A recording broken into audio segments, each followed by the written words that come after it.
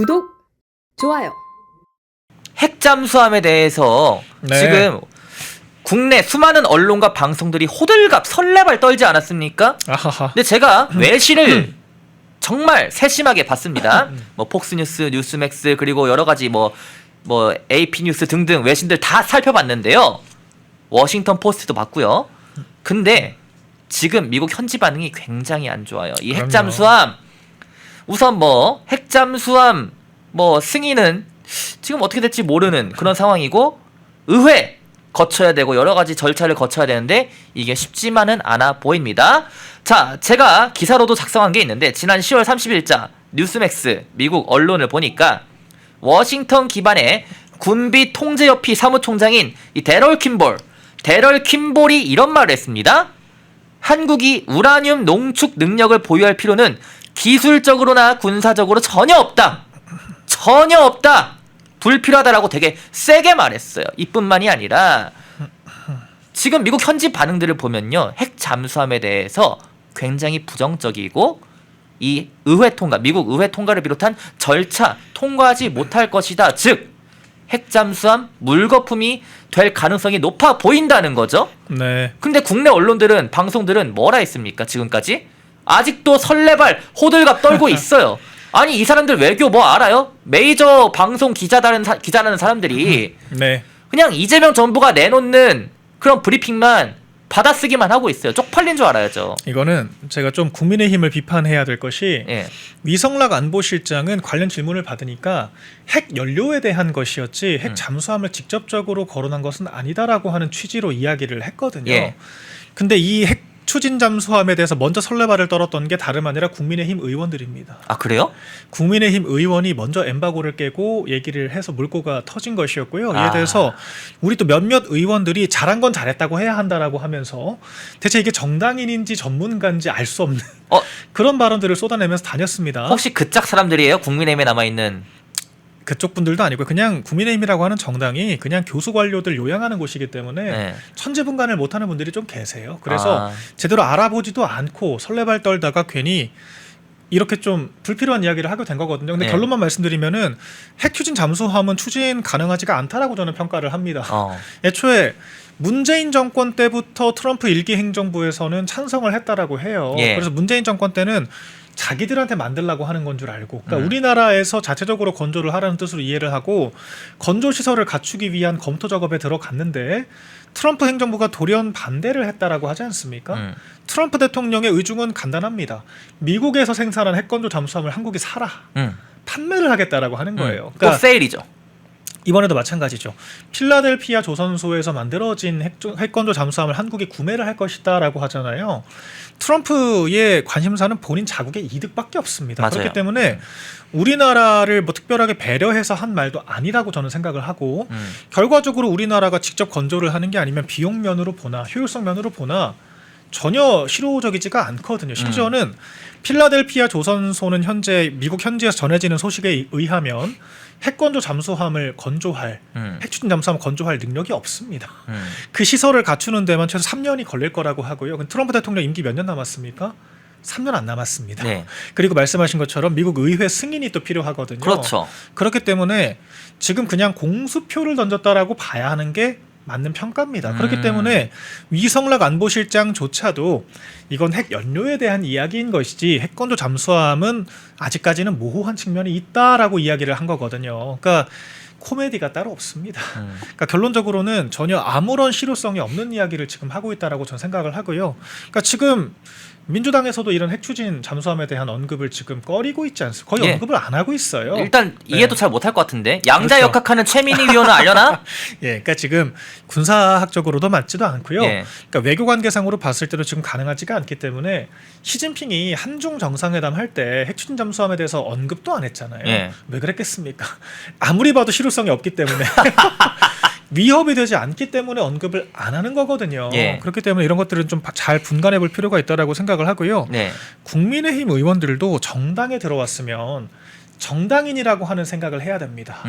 그냥 본인들 하고 싶은 얘기 할 거면 우리가 그냥 전문가들을 세션에 부르고 말지. 정당 빼요. 왜 국회의원을 만들어서 배지 떼요. 굳이 당적을 가지고 일을 하게 하겠습니까? 네. 이런 부분들은 좀 잘 생각을 해봐야 한다라고 보고요. 저희 네. 앞으로 공천할 때 정치 전문가를 쓸 생각을 해야지 그냥 자기 분야에서 전문 역할을 했던 사람들 요양하듯이 데려와가지고 쓰는 것은 이제는 좀 지양해야 한다라고 하는 걸 좀 깨달았으면 좋겠습니다. 아니 그런 분들은 전문가시면은 그냥 관련 기관에 들어가시거나 아니면 교수하던가 그러니까요. 그러면 되는 거 아니에요? 왜 정치권에 왜 들어옵니까? 국권양보에서 행정부 우리 집권하면 행정부 들어오면 되죠. 예. 국회의원이라고 하는 자리는 전문성도 중요하지만 그 이상으로 정당에 대한 이해와 이게 논평하는 자리가 아니잖아요. 그렇죠. 품평하는 자리가 아니라 우리 집권을 위해서 뛰는 자리인 건데 심지어는 객관적으로 호재라고 보기도 어려운 사건을 본인들이 먼저 호재라고 떠들어주는 그 이유가 뭔가 잘 이해가 되지 않습니다. 이런 정무적 부분들은 감각이. 좀, 네, 고민을 좀 해봐야 합니다. 그렇죠. 여기서 이제 그 사실 뭐 박민영 대변인이 표현했던 직권이라는 표현은 아마 그거겠죠. 민생을 우선으로 해서 민생을 먼저 살피는 그런 것들에서는 사실 전문 분야보다는 오히려